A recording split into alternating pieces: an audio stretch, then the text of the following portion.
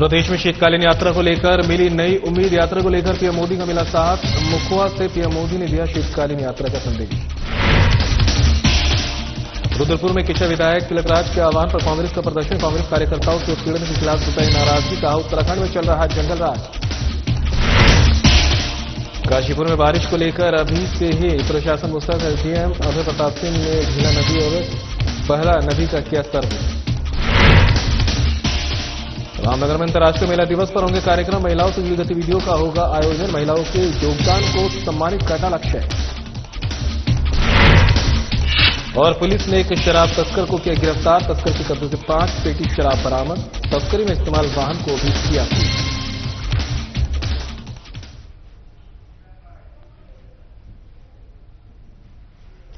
नमस्कार, उत्तराखंड की खबरें लेकर मैं हूं आपके साथ संदीप निरंजन सरकार। अंतर्राष्ट्रीय महिला दिवस के अवसर पर देश भर में कई कार्यक्रमों का आयोजन किया जा रहा है। इसी क्रम में रामनगर में भी 7 और 8 मार्च को विशेष कार्यक्रमों की श्रृंखला आयोजित की जा रही है।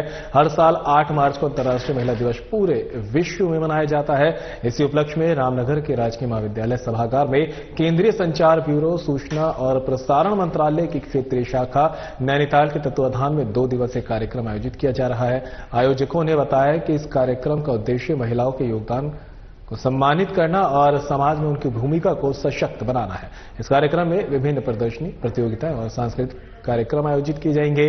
नैनीताल जिले की सूचना मंत्रालय की जिला प्रभारी ने बताया कि इस 2 दिवसीय कार्यक्रम में महिलाओं से जुड़ी विभिन्न गतिविधियों का आयोजन होगा, जिसमें चित्रकला, मेहंदी प्रतियोगिता और होली गायन जैसे सांस्कृतिक कार्यक्रम शामिल हैं। इसके अलावा समाज में उत्कृष्ट योगदान देने वाली महिलाओं को सम्मानित किया जाएगा।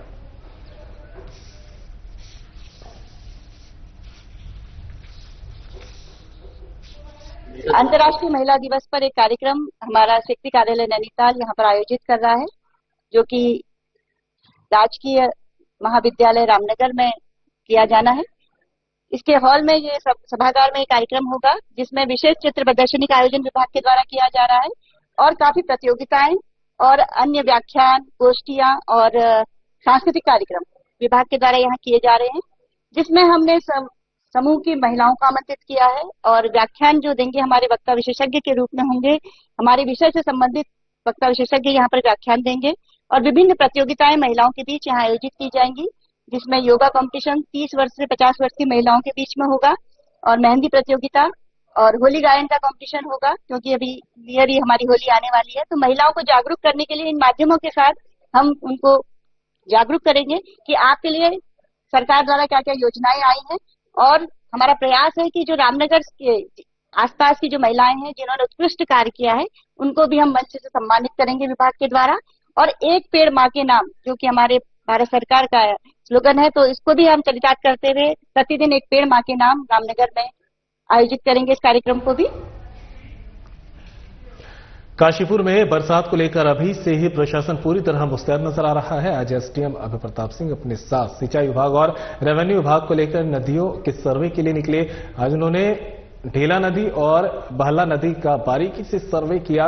एसडीएम अभय प्रताप सिंह ने बताया कि काशीपुर की 2 मेन नदियां ढेला नदी और बहला नदी काशीपुर से होकर गुजरती हैं। इन दोनों नदियों में बरसात के दिनों में अत्यधिक पानी आता है, जिसकी वजह से नदियों के इर्द गिर्द शेडिंग हो जाती है और झाड़ झंकाड़ भी खड़े हो जाते हैं, जिससे पानी की रुकावट हो जाती है, जो बाढ़ का रूप ले लेती है। उन्होंने बताया कि इससे आसपास जो भी झाड़ झंकाड़ या मिट्टी इकट्ठी हो गई है, उसको हटाने का कार्य किया जाएगा, जिस कारण दोनों नदियों में पानी सुचारू रूप से बह सके और बाढ़ की स्थिति उत्पन्न ना हो।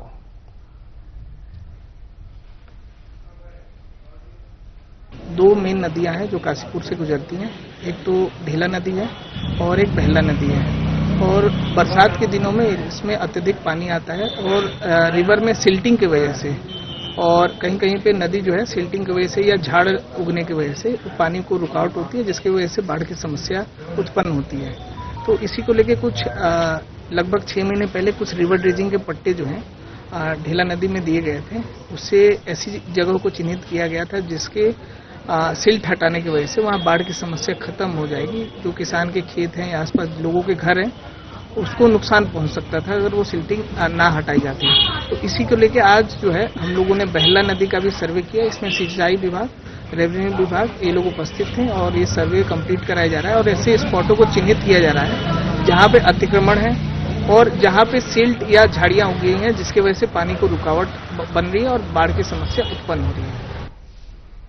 चलिए अब अगली खबर का रुख कर लेते हैं, जहां पर देहरादून से पीएम मोदी के दिल्ली रवाना होने के बाद अब सीएम पुष्कर सिंह धामी भी दिल्ली रवाना हुए हैं। सीएम धामी का दिल्ली दौरा अहम, पार्टी के शीर्ष नेतृत्व से होगी मंत्रणा। उत्तराखंड के लिए कई अहम फैसले लिए जा सकते हैं, मंत्रिमंडल विस्तार पर भी होगा निर्णय। बीजेपी प्रदेश अध्यक्ष महेंद्र भट्ट भी कल होंगे दिल्ली रवाना। अगले कुछ दिनों में मंत्रिमंडल में फेरबदल।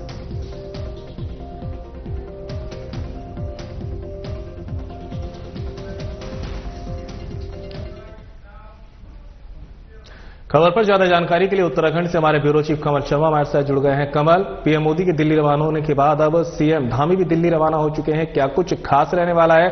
किन नेताओं से मुलाकात होगी और क्या अहम चर्चा यहां पर दिल्ली में होने वाली है? बिल्कुल कहें संदीप, पिछले कई दिनों से अगर देखा जाए तो बड़ी हलचल उत्तराखंड की राजनीति में मची हुई है कई मामलों को लेकर, और वो लगता है कहीं ना कहीं हलचल अब ज्यादा बढ़ गई है और अब कुछ दिनों में कोई ना कोई बहुत बड़ा फैसला यहाँ पर उत्तराखंड मंत्रिमंडल को लेकर हो सकता है। और हम कहें तो जैसे ही पीएम मोदी दिल्ली रवाना हुए उसी के बाद कहें तो सीएम धामी भी दिल्ली रवाना हो गए हैं। जो जानकारियां निकल के आ रही हैं, जो सूत्रों के अनुसार कि मंत्रिमंडल पे बहुत बड़ा फैसला हो सकता है और 1 से 3 मंत्री कोई ड्रॉप भी किए जा सकते हैं और मंत्री नए बनेंगे। और इसके बाद कहें तो कुछ 10 से 15 से 20 लोग राज्य मंत्री भी जो दर्जाधारी हैं उनका भी ऐलान बहुत जल्दी होली से पहले हो सकता है। तो कुल मिला के कहें एक बहुत बड़ा उत्तराखंड में मैं कहूं तो मंत्रियों को लेकर फेरबदल होने जा रहा है, जिस हिसाब से सूत्रों के पिछले काफी कुछ चीजें तय भी कर ली गई हैं। और बताया जा रहा है कि कहीं ना कहीं प्रेमचंद अग्रवाल जिनको लेकर बहुत काफी दिनों से बहुत बड़ी हलचल मची हुई है, उनके पर भी कोई बहुत बड़ा फैसला केंद्रीय नेतृत्व द्वारा लिया जा सकता है। लगता है कमल, अगर मंत्रिमंडल में फेरबदल होता है तो जो नए चेहरे आने वाले हैं वो संभावित कौन से चेहरे हो सकते हैं? हाँ बिल्कुल, कहें कहीं ऐसे चेहरे हैं, अगर कहें तो मुन्ना सिंह चौहान का भी कहीं जो विकास नगर से विधायक कांग्रेस, उनका नाम भी यहाँ पर है। कहीं ना कहीं खजानदास का भी नाम सुनने को आ रहा है। हरिद्वार से कहें तो मदन कौशिक, प्रदीप बत्रा रुड़की से विधायक हैं, उनका भी नाम निकल के आ रहा है। और भी कहीं विधायक गढ़वाल या कुमायूं से भी हो सकते हैं।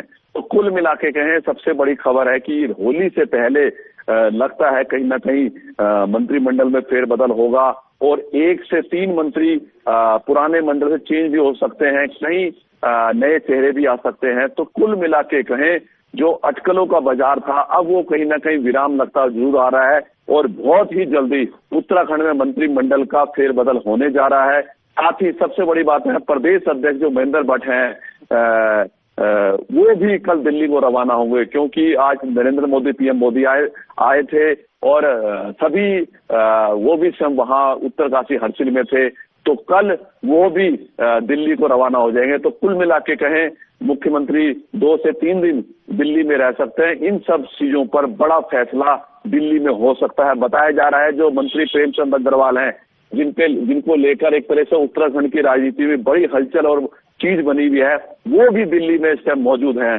तो कुल मिला के कहें कोई ना कोई जो सूत्रों से जानकारी मिल रही है, कोई बहुत बड़े फैसले उत्तराखंड मंत्रिमंडल को लेकर हाईकमान कर सकता है। क्या लगता है जो ये फैसले अगर आते हैं सामने तो उसके बाद में राजनीतिक गलियारे में क्या कुछ हलचल देखने को मिल सकती है? बिल्कुल, कहें तो मैं कह रहा हूं ना कि यहाँ पर 4 मंत्री पद पहले ही यहाँ पर खाली पड़े हैं जो मंत्री बनने हैं।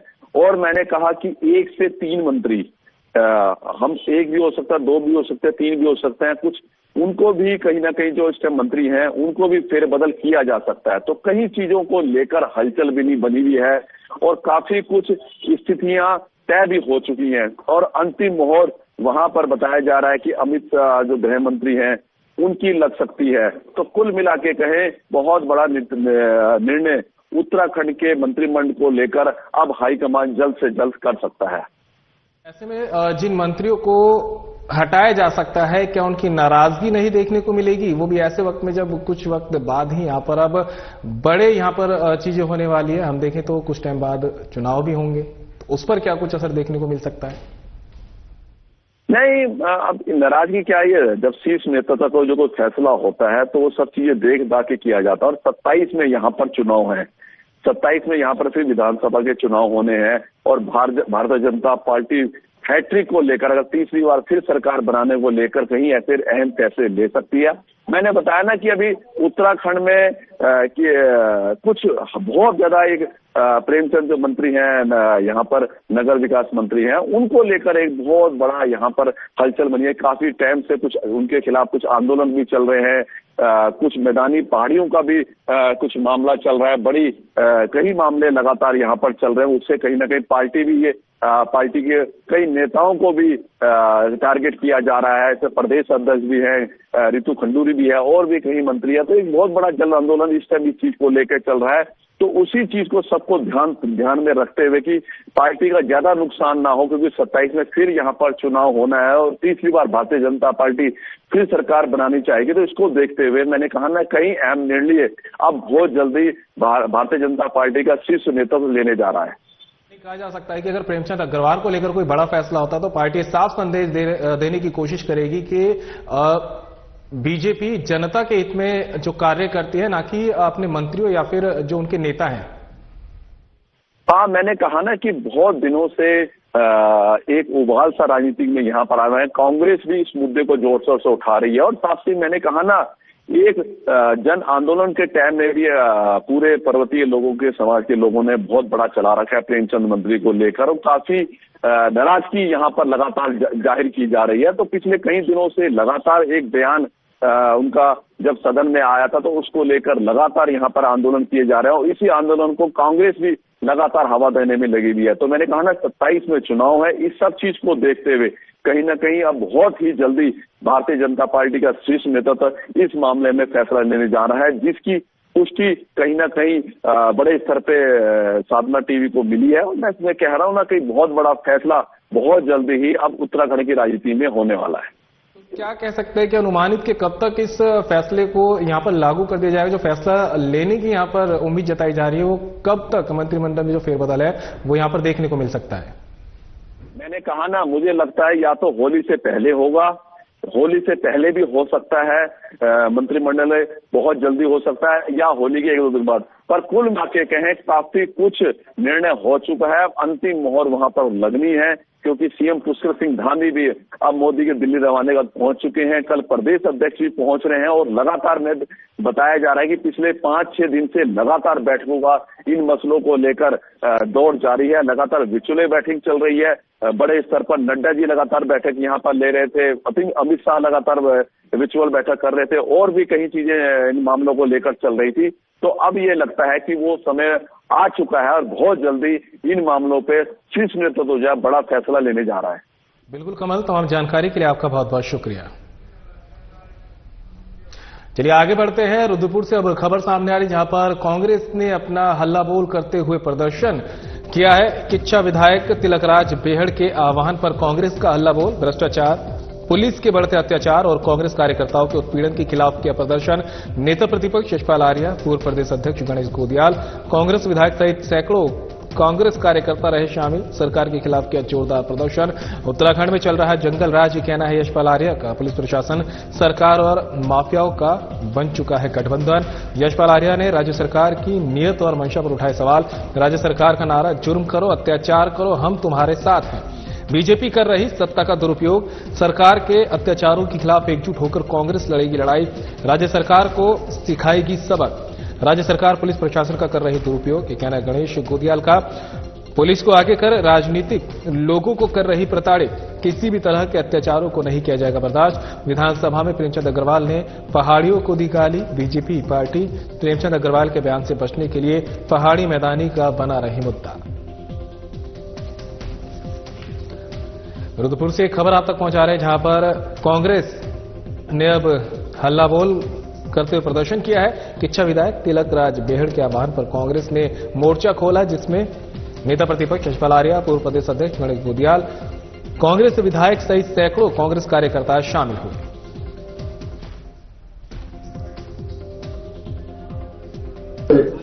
चाहे सरदार भगत सिंह हो, चाहे अशफाकुल्ला साहब हो, चाहे रामप्रसाद बिस्मिल हो, चाहे चंद्रशेखर आजाद हो, देश के लिए अपने को फांसी के फंदे में वो झूल के देश को आजाद किया। यह देश उन महान सेनानियों का देश है। यह देश है प्रशासन, सरकार और माफियाओं का एक गठबंधन बन चुका है, गठजोड़ बन चुका है। अभी हम सरवरियार खान साहब को सुन रहे थे, उनकी आप नीति सुन रहे थे, उनके दर्द को जिस तरह से उन्होंने बयां किया। आज की तारीख में, आज के दिन में इस सरकार की जो नीयत है, जो मंशा है, सवाल खड़ा होकर लाजमी है। हमने कहा कि ये गठजोड़ बादशाहों के साथ पुलिस प्रशासन का गठजोड़ बन चुका है। उनके चेहरे भी मौजूद है, मैं उनसे भी कहना चाहता हूं, ये शुरुआत है। इस लड़ाई को पूरी ताकत के साथ लड़ा जाएगा। जुर्म जातियों के खिलाफ भारतीय जनता पार्टी को सबक सिखाने का काम कांग्रेस का है, और कांग्रेस कमजोर हो ही नहीं सकती है। कांग्रेस के हाथ मजबूत हैं, और हमने अपने साथियों से, कांग्रेस के कार्यकर्ताओं से, अपने नेताओं से कहना चाहता हूं, हमारे इन नेताओं ने हमेशा आगे बढ़कर सरकार को आईना दिखाने का काम किया और इस प्रदेश की जनता को राह दिखाने का काम किया, रास्ता दिखाने का काम किया। मैं आज इस कार्यक्रम में जब आया तो आदरणीय बेड़ जी, मुझे बड़ी खुशी हुई। और आजादी की लड़ाई के समय हम तो पैदा नहीं हुए थे, लेकिन इस जगह पर आने के बाद यह एहसास हुआ कि आजादी की लड़ाई भी ऐसे ही लड़ी गई होगी। सब जगह उन्हें कहा जाता है कि यदि आप हमारी पार्टी को समर्थन करो तब तो ठीक है, लेकिन अगर आप स्वतंत्र रूप से अगर अपने विचारों के अनुरूप आप अगर राजनीतिक विचारधारा रखोगे तो प्रताड़ना का दंड दिया जाता है। मेरे प्यारे साथियों, आज आप सब जानते हैं कि हमारे देश के माननीय प्रधानमंत्री जी आज उत्तराखंड की देवभूमि में आज यहां पर आए हैं, और मैंने कहा कि अतीत में जब अंकिता भंडारी हत्याकांड हुआ, एक बेटी को, वो बेटी उत्तराखंड की बेटी थी, उस उत्तराखंड की बेटी को जब सरेआम निर्दयता से उसकी जान ली गई तमाम कुकृत्यों के बाद, उसके बाद हमारे माननीय प्रधानमंत्री जी कई बार उत्तराखंड आए, लेकिन उस प्रश्न से आंखें चुराकर चले गए। आज उत्तराखंड को भारतीय जनता पार्टी के नेताओं ने एक नई लड़ाई में डाल दिया है, और वो लड़ाई क्या है आप सब जानते हैं कि विधानसभा में प्रेमचंद अग्रवाल जी ने एक ऐसी बात कह दी जो बात विधानसभा में खड़े होकर एक मंत्री का कहना बहुत ही बड़े प्रश्न खड़े करता है। और जब वो गाली वास्तविक रूप में उत्तराखंड को गाली दी। एक सभ्य समाज में, एक सभ्य प्रदेश में, एक राजनेता से कोई भी समाज हो, वो पहाड़ी समाज हो या मैदानी समाज हो, ये उम्मीद नहीं की जानी चाहिए कि वो किसी समाज को सूचक शब्दों से गाली देगी। कई बसें भी हमारी रुकी हुई हैं, उधर से आओ लेके। पर हम जिस लड़ाई को हमने प्रारंभ किया है, ये लड़ाई हमारी भ्रष्टाचार के खिलाफ है, पुलिस में सरकार के खिलाफ है। ये लड़ाई हमारी अत्याचार के खिलाफ है। ये लड़ाई तो कांग्रेस के कार्यकर्ताओं को उत्पीड़न हो रहा है, उनको लगातार बंद किया जा रहा है, झूठे मुकदमे लिखाए जा रहे हैं, कई कार्यकर्ताओं के हाथ पैर तोड़ दिए गए, लोग जेलों में भेज दिए गए। ऐसे अत्याचार के खिलाफ और जनपद उधम सिंह नगर में तो सबसे ज्यादा पुलिस भ्रष्टाचार कर रही है, सबसे ज्यादा उत्पीड़न कर रही है। मजबूर हो, सारे के सारे सत्ता के एजेंट बनकर काम कर रहे हैं, कोतवाल बनकर काम नहीं कर रहे हैं। चलिए, बुलेटिन में मेरे साथ इतना ही। जाते जाते आपको हरिद्वार के अर्घ्य पौड़ी लिए चलते हैं, जहां पर गंगा आरती का सीधा प्रसारण जारी है।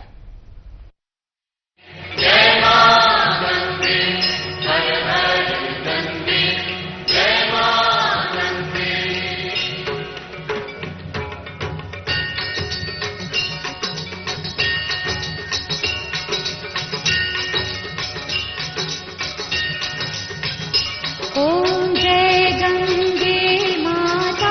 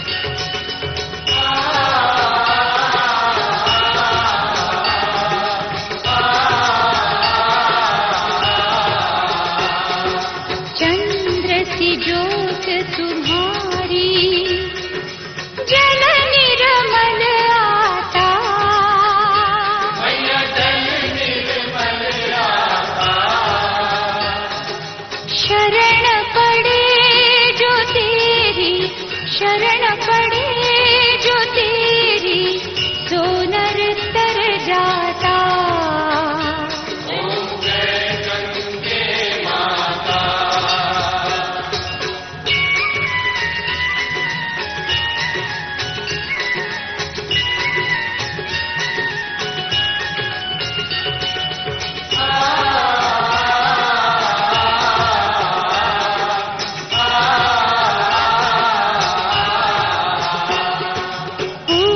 सगर के पारे सब जग को ज्ञाता।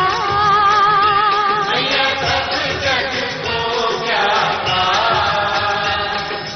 कृपा दृष्टि तुम्हारी, कृपा दृष्टि तुम्हारी, त्रिभुवन सुखदाता।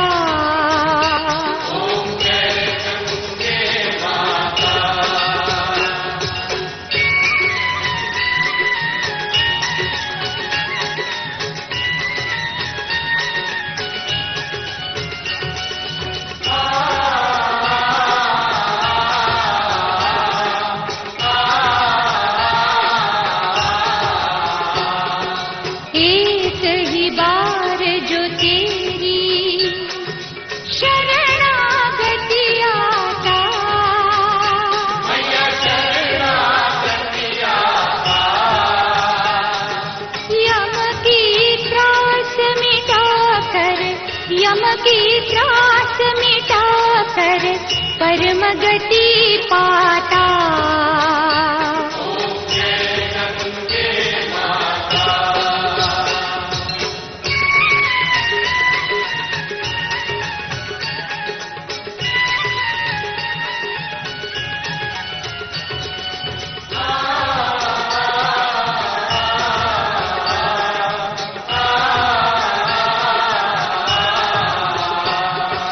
आरती मात तुम्हारी जो जन नित गाता।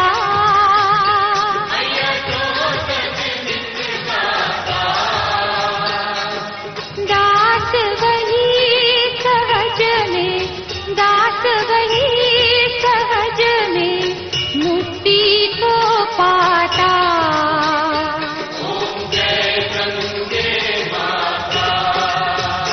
ओम जय गंगे माता, श्री जय गंगे माता।